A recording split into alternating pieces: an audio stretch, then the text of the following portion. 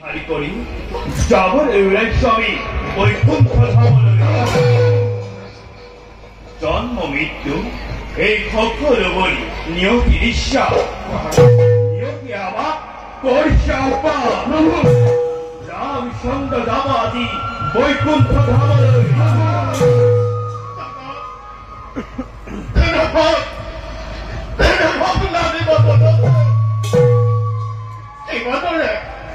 জীবনে প্রাচীন দাদা